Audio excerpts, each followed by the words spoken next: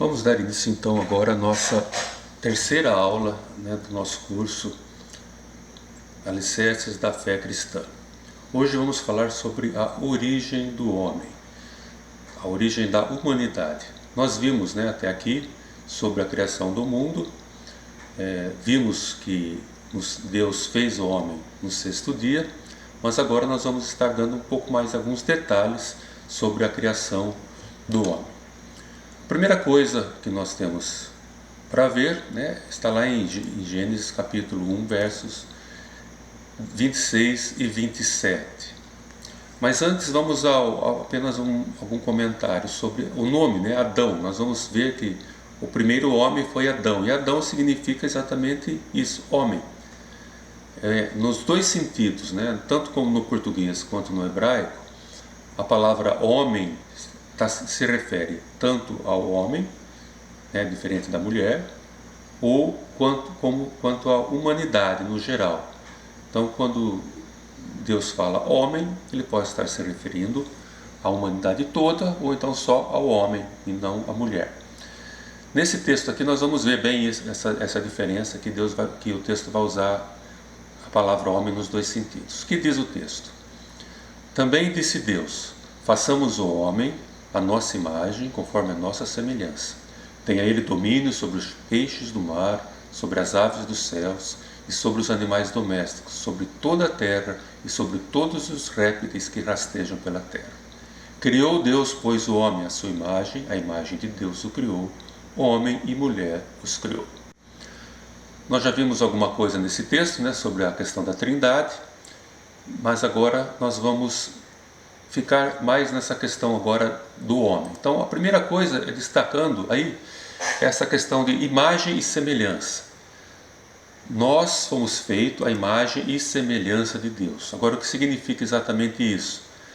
Se nós somos materiais, o ser material, Deus é o Espírito, então a imagem não está nisso, na questão material, está em outra coisa.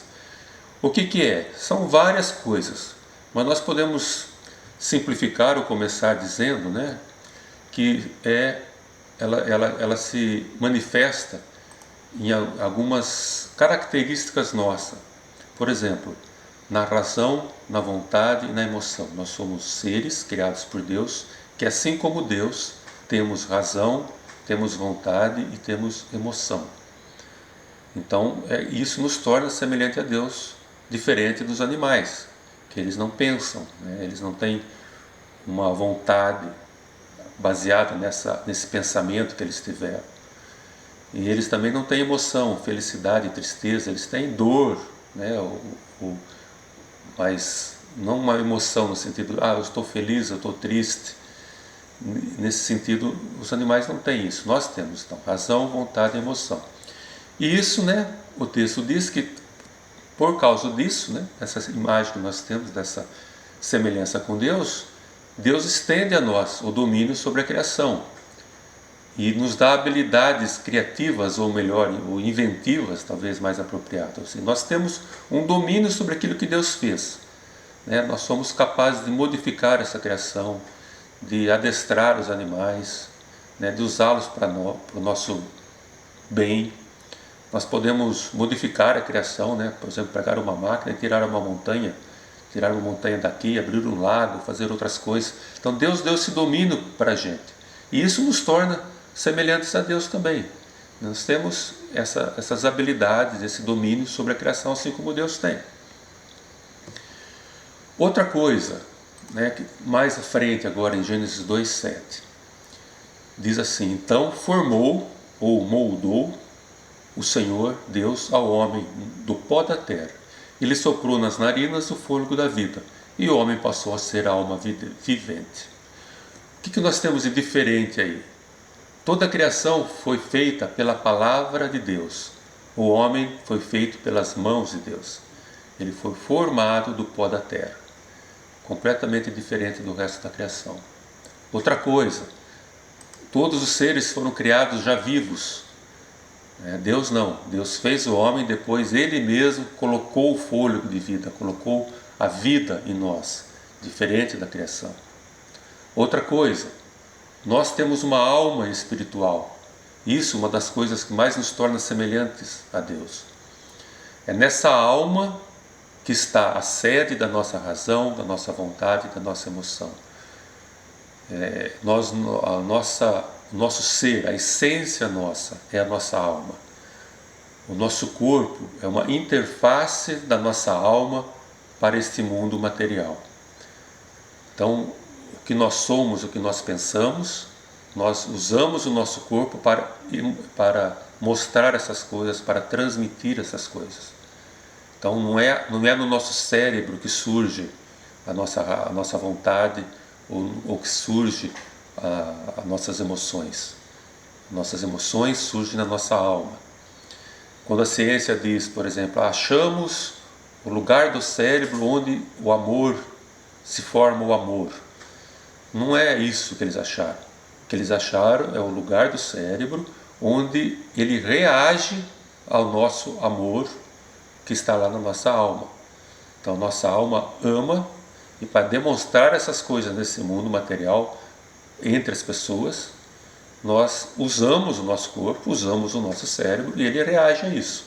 Mas a origem de tudo isso não é o nosso corpo, não é o nosso cérebro, é a nossa alma. Então a nossa essência é a alma.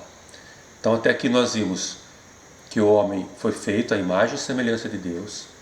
Ele foi formado pelas mãos de Deus e não criado. A sua vida foi dada por Deus de uma maneira individual, pessoal, próxima.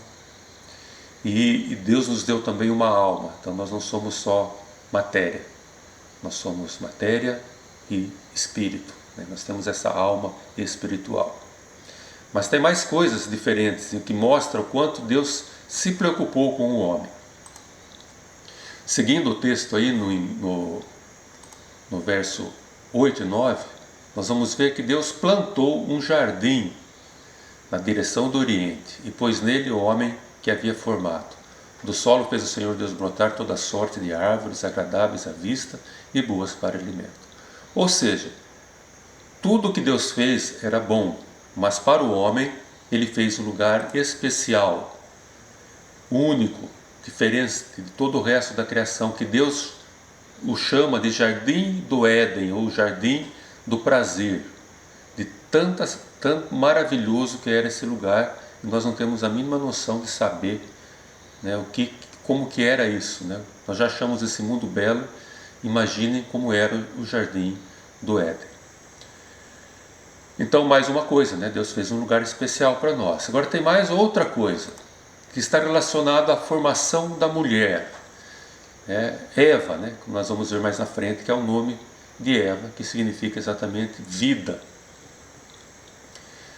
Deus, quando criou os animais, ele fez macho e fêmea.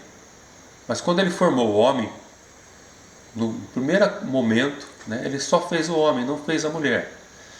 Daí ele chamou esse homem, colocou no jardim do Éden que ele havia feito e pediu para esse homem dar nome aos animais.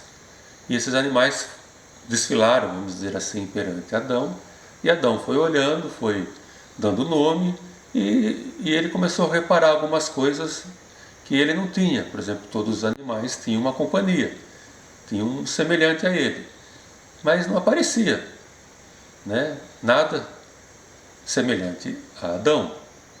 Então, Deus usa essa expressão, não é bom então, né, que o homem esteja só. Como se não quisesse dizer nada, né, como se ele não tivesse feito isso de propósito. Mas ele fala, então, vou fazer então uma auxiliadora que lhe seja idônea. Alguém então que seja a altura do homem. Daí ele então vai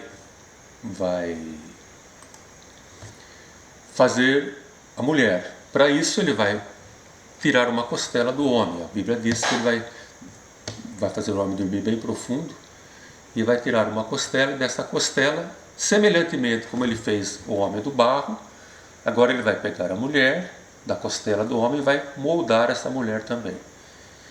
Nós temos então aí a similaridade, né, entre o homem e a mulher. Ambos são da mesma natureza, né, imagem e semelhança. Ambos foram formados pelas mãos de Deus. Talvez a diferença entre o homem e a mulher é que a matéria-prima do homem era pior que a matéria-prima da mulher, né? Mas, fora isso, né, foram formados por Deus. Então, ambos têm importância perante Deus.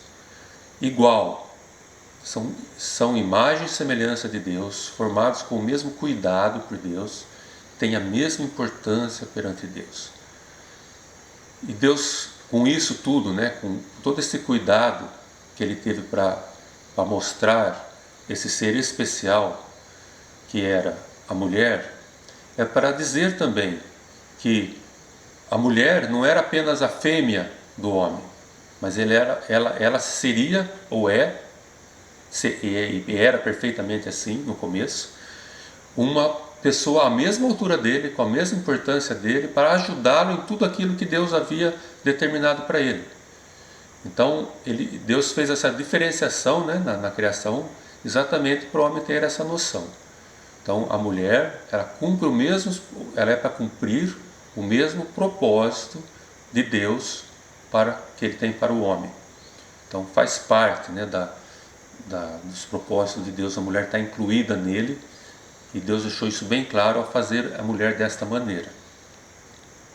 Nós podemos afirmar, né, sem dúvida alguma, que Deus sabe o que é bom, e Deus conhece as necessidades humanas todas. Dito isso, nós podemos, né, resumir então aqui, antes de seguir, né, mas nós podemos resumir diante de tudo isso, que o ser humano, ele está numa condição especial perante Deus.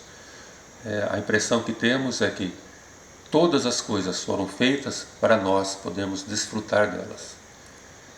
Então nós percebemos essa diferença, né, de como o ser humano é especial, né, recapitulando o que vimos, na nossa origem, né, que nós fomos formados de uma maneira pessoal, não simplesmente pela palavra de Deus, né? Que a nossa vida, a nossa alma também foram dadas diretamente por Deus, né? Deus se preocupou em estar ali nesse contato próximo do homem, dando a vida a nós. A nossa natureza, a nossa estrutura é diferente do resto da criação, nós somos imagem e semelhança de Deus. E Deus tem uma preocupação especial com o nosso bem-estar, né? Então Ele nos dá um jardim maravilhoso, coloca a gente lá, e, né, Adão, colocou Adão lá, e Ele fez uma companhia à altura do homem para compartilhar dele de todas essas coisas. Então Deus, ao dizer, né, que o ser humano é especial para Deus, nós estamos querendo dizer também que Deus ama o ser humano. Então Deus tem um cuidado, um amor todo especial para esse ser humano que ele foi criado. Pois bem, Deus fez tudo isso, né? Deus agiu dessa maneira toda especial. Então nós temos agora esse quadrinho para mostrar, né? Antes nós tínhamos só os atributos de Deus de um lado, agora nós podemos colocar a posição do homem perante Deus do outro lado. Então nós temos essas características ou essas coisas do relacionamento de Deus para com o homem, né? O homem e sua mulher são especiais para Deus, Deus ama o ser humano, Deus conhece as necessidades humanas, Deus sabe o que é melhor para o homem. Deus quer atitudes, Deus espera algumas atitudes nossas perante eles. Ele quer alguma coisa de nós, por isso Ele fez nos fez desse jeito. Em Salmo 8, verso 3 a 9, está escrito aí: quando contemplo os teus céus, obra dos teus dedos, e a lua e as estrelas que estabeleceste, que é o homem que dele te lembres, e o filho do homem que o visites? Fizeste, no entanto, por um pouco menor do que Deus, e de glória e de honra o coroaste. Deste-lhe domínio sobre as obras da tua mão, e sobre seus pés tudo lhe pusestes, ovelhas e bois, todos, e também os animais do campo, as aves do céu, os peixes do mar, e tudo o que percorre a senda dos mares. A conclusão disso, né, que o salmista chega: ó Senhor, Senhor nosso, quão magnífico em toda a terra é o teu nome. A primeira atitude que Deus quer de nós, pelo fato dele nos ter feito dessa maneira tão especial, ter feito tudo isso para nós, Ele quer uma atitude de adoração nossa. Ele quer que a gente olhe para quem Ele é, tudo que Ele fez, tudo que Ele é, todos os atributos dele, e a gente diga isso que o salmista diz: ó Senhor, quão grande, quão magnífico é o seu nome, como o Senhor é único, só o Senhor é Deus.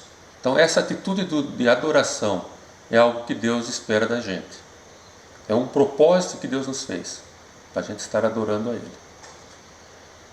Outro texto da Bíblia, agora lá em Romanos, no Novo Testamento. Ó profundidade da riqueza, tanto da sabedoria como do conhecimento de Deus. Quão insondáveis são os teus juízos e quão inescrutáveis os seus caminhos. Quem, pois, conheceu o aumento do Senhor? Ou quem foi o seu conselheiro? Ou quem primeiro deu a ele para que ele venha a ser restituído? Paulo, olha, aqui ele está num contexto um pouquinho diferente, ele não está falando exatamente da criação, está falando da salvação, mas aplica-se também à criação. Ele olha para tudo isso, fica admirado, depois ele resume: porque dele, por meio dele e para ele são todas as coisas, a ele pois a glória eternamente. Então a gente vai ficar um pouquinho mais nessa primeira parte do texto agora, de 11, o verso 11, o finalzinho do 36 aí: porque dele, por meio dele, para ele são todas as coisas, a ele pois a glória eternamente. Amém. Nós temos aí algumas coisas, Paulo é muito assim, ele diz muito porquê, e por isso, por causa disso, nós fazemos isso. Então, o que esse texto está dizendo? Porque todas as coisas são de Deus, certo? Porque é dele. Porque as coisas existem por causa dele, é para ele. Todas as coisas existem com o propósito de agradar a Deus. Todas as coisas são para ele. É dele, é por meio dele, ele é a causa das coisas e é para ele. É para o propósito dele. Então, se tudo isso acontece, então ele tem todo o direito de exercer a sua vontade sobre a criação. Foi ele que fez. A sua vontade, aquilo que ele quer, é perfeita para os seus propósitos. Ou seja, tudo que Deus criou é para esse propósito de glorificar o nome dele. E é perfeito para isso. Foi feito perfeito. Tudo certinho para esse propósito. E outra coisa, só cumprindo esse propósito de Deus, a gente encontra sentido na criação. A criação só faz sentido, porque Deus tem um propósito. Então, se a gente fugir do propósito de Deus para a criação perde o sentido. Por outro lado, se a gente não crê que Deus criou todas as coisas, a pergunta é: qual o direito que Ele tem sobre nós? Se não foi Ele quem nos fez, se não foi Ele que fez nada. Então, crer em Deus como Criador é básico para tudo, para toda a nossa vida com Deus, religiosa, vamos dizer assim. Então nós cremos então que Deus fez a criação com um propósito e que a gente deve fazer esse propósito. Então o que Deus espera com tudo isso é uma atitude de submissão à sua vontade. Já que Ele tem uma vontade, um propósito, Ele quer que a gente se submeta a essa vontade dele. Isso também nos indica uma outra característica de Deus, que Deus é Senhor. A palavra Senhor naquele sentido bem da palavra mesmo, é o dono, é o soberano. Lembra do senhor do escravo, Ele é soberano sobre toda a criação. Então, como ele é por causa dele, por meio dele, para ele, então ele é soberano sobre toda essa criação. Então, essa atitude de submissão à sua vontade é que ele espera. E a outra coisa também é a conclusão desse texto, No finalzinho, já que tudo isso, como que o Paulo termina dizendo: então a ele seja a glória. Então tudo deve glorificar a Deus, e tudo deve glorificar a Deus eternamente, para sempre. Não é só agora, é sempre. Então a atitude que Deus quer de nós é também uma atitude que glorifique o seu nome. Ele quer que ações nossas, as nossas ações, glorifiquem o seu nome. Agora vamos ver o que significa exatamente glorificar, porque a gente ouve muito essa palavra, né? Fazemos tudo para a glória de Deus, queremos glorificar o nome de Deus, mas o que exatamente significa eu glorificar a Deus? Então vamos um pouquinho lá no significado das palavras. Em hebraico, glória, ou kabod, quer dizer isso: abundância, riqueza, honra, glória, dignidade, uma reputação, uma reverência. No grego, doxa, é a mesma coisa: brilho, esplendor, excelência, preeminência, dignidade, majestade. Então, essa é a ideia de glória, é isso. Mas o que é isso na prática, né? Então vamos a outro texto da Bíblia que ajuda a gente. 1 Coríntios 15, 41. Que ele vai fazer uma analogia para depois a gente entender o que significa a glória de Deus, o glorificar a Deus. O texto diz aí: uma é a glória do sol, outra a glória da lua e outra das estrelas. Porque até mesmo entre estrela e estrela há diferenças de esplendor.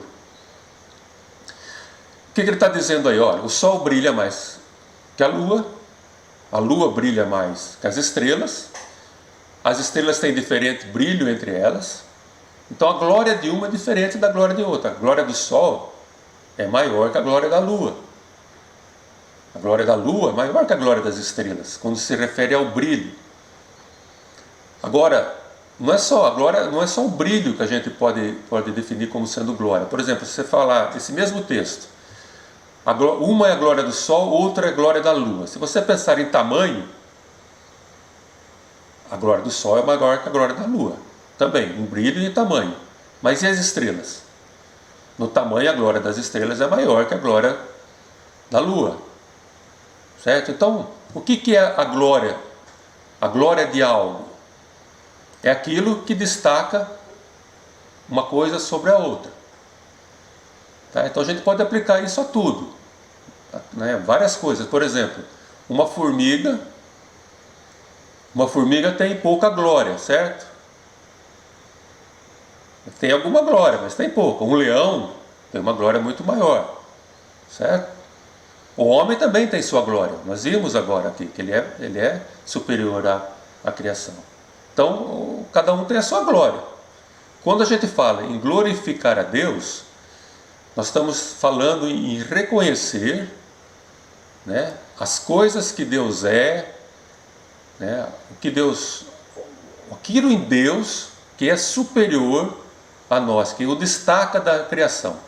Então, qual é a glória de Deus? A glória de Deus é tudo aquilo que destaca Deus da criação, que o distingue da criação. Nós podemos pensar em algumas coisas, por exemplo, porque só Deus é ou só Deus tem. Por exemplo, eternidade. Só Deus tem eternidade. A glória de Deus, a eternidade é uma parte da glória de Deus. Outra coisa, porque Deus é superior. Por exemplo, né, a sabedoria. Nós temos sabedoria. Mas a glória de Deus, a sabedoria de Deus é muito superior a nossa. Não tem nem comparação, não é nem para comparar. Ou então, porque só Ele tem o porque nele é superior, ou então porque nele é completo. Por exemplo, vontade. A vontade de Deus é perfeita e completa. Nós temos vontade? Nós temos. A nossa vontade não tem glória nenhuma, né? Porque nós não temos controle sobre as coisas. Eu posso querer ir para visitar minha mãe, por exemplo, mas eu não posso porque está em lockdown. Quer dizer, minha vontade não vale nada. Eu não tenho domínio sobre as coisas para executar a minha vontade. Agora não, Deus é completo. Quando a vontade dele é completa. Se ele quer fazer alguma coisa, ele tem todas as condições de fazer aquilo. Então a glória dele está nisso, no que ele é, naquilo que ele é superior a todas as outras coisas, ou naquilo que ele é completo. Então as atitudes, o que Deus quer que a gente faça, quando a gente olha para tudo isso que Ele fez, toda a criação, a nossa própria criação, é que nós então tenhamos essas atitudes, né, de adoração, de submissão e glorificação do teu nome. Ele quer que as nossas ações demonstrem que Ele é Deus. Que o que Ele é superior a nós em todas as coisas, que Ele é perfeito, né? que ele sabe de tudo. Todas aquelas coisas que Ele é superior a nós, Ele quer que as nossas atitudes demonstrem isso. No nosso dia a dia, nossas ações devem demonstrar isso. Isso nós definimos também na teologia, né? Dizendo que essa é a finalidade principal do homem. O homem foi feito, qual a finalidade principal do homem? Glorificar a Deus. Nós somos feitos para glorificar a Deus diante de tudo que Ele fez, de toda essa criação maravilhosa, toda a maneira especial que Ele nos criou. Então nós temos que entender na nossa vida, né, que nós vivemos, existimos e só temos sentido na vida se nós vivemos para glorificar a Deus, exaltar as coisas que Deus é ou as coisas que Deus faz. Existe uma confissão nos catecismos da igreja, né, a pergunta qual a finalidade principal do homem vai dizer isso, é glorificar a Deus e desfrutar de Deus para sempre. Mas isso é uma consequência, certo? O que faz parte de nós, da nossa ação, é glorificar a Deus. O desfrutar de Deus, da companhia dEle, né, para sempre, é uma consequência do que Ele fez por nós. Mas a nossa atitude do nosso dia a dia deve ser glorificar a Deus. Certo? A nossa aula vai acabar aqui hoje, porque a próxima aula nós vamos estar falando sobre o pecado e suas consequências. Mas esse assunto vai ser mais longo um pouquinho, então não dá para entrar agora, que vai ficar no meio. Então nós vamos deixar para falar isso tudo na próxima aula. Mas é bom a gente deixar bem frisado isso então hoje, né, que como nós somos especiais para Deus, como Deus fez coisas especiais para nós, o que Ele quer de nós é que nós façamos ações que glorifiquem o Seu nome. E nós vamos aprender depois com a vida nossa, né, quais são essas ações, né? A Bíblia ensina muita coisa sobre como a gente deve agir para glorificar o nome de Deus. Mas nós vamos ver que a próxima aula, o pecado, né,